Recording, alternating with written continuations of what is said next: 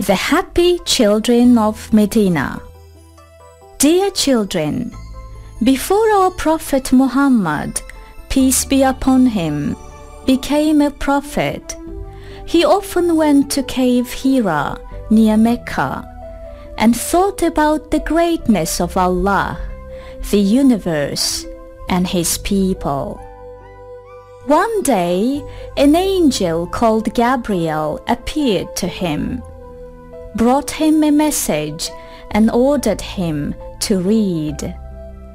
However, in those days, people gave no importance towards reading. They lived in complete ignorance, without control and with no responsibility. There were wars being fought all the time. A lot of blood was shed, and many people were horrifically killed. Drinking and gambling were the only two bad habits that people enjoyed so much in those days. They had many other bad habits too, but there was one very bad habit in particular, and this was the worst one of all. Do you know what this habit was? They used to bury their daughters alive. In order to stop the evil actions of these unmerciful people, our Holy Lord sent our beloved Prophet. And together with our holy book, the Quran, the burial of girls alive, killing one another for no reason, and drinking was forbidden. Our Prophet appreciated and valued his beloved daughter Fatima so much that he set the best example to people in this matter. Our beloved Prophet said the following: "Your children are a gift from Allah. Those who don't show any kindness to their young ones are not one of us." With this advice, our Prophet suggested to people to treat their precious gifts well. The more our Prophet talked about the good of Islam, the more people found true peace and happiness. This was of course the same for children. Many of our Prophet's companions and the Muslims who lived during that time never forgot the childhood days they spent with our Prophet. Those people always talked about their unforgettable childhood memories and those wonderful days to the younger generations.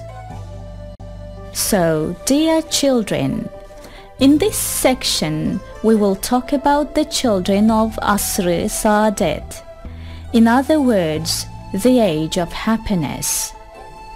This was a time when wherever our Prophet was around, love, kindness, and happiness was always there, and blessings and fruitfulness would always be found.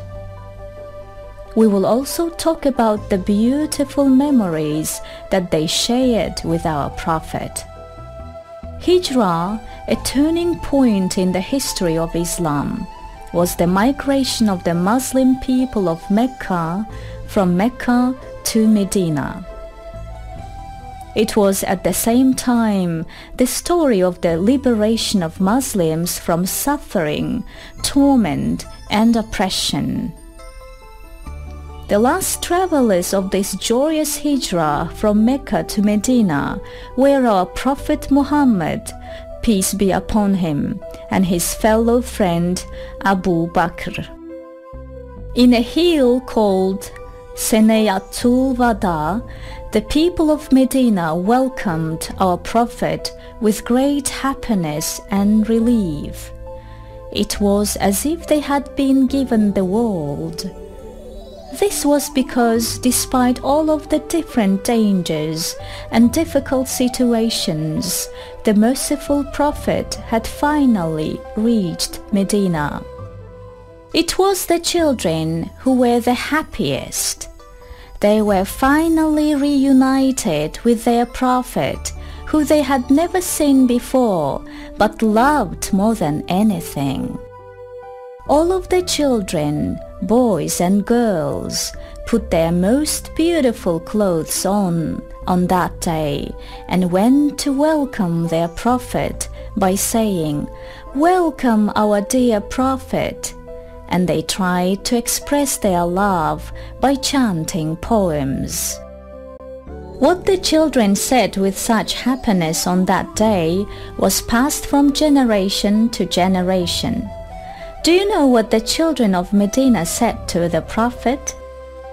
"The moon rose on us from the hills of departure, and gratitude arose within us for your invitation to Allah. O the messenger chosen among us, you have come with a holy message. You have come and made Medina proud. O the most beneficial of all the messengers, welcome, welcome to Medina." Our prophet was touched by this warm and sincere greeting. He went up to the children and asked, "Do you love me?" The children all together replied, without hesitating and without thinking, "Yes, we love you and Allah very much."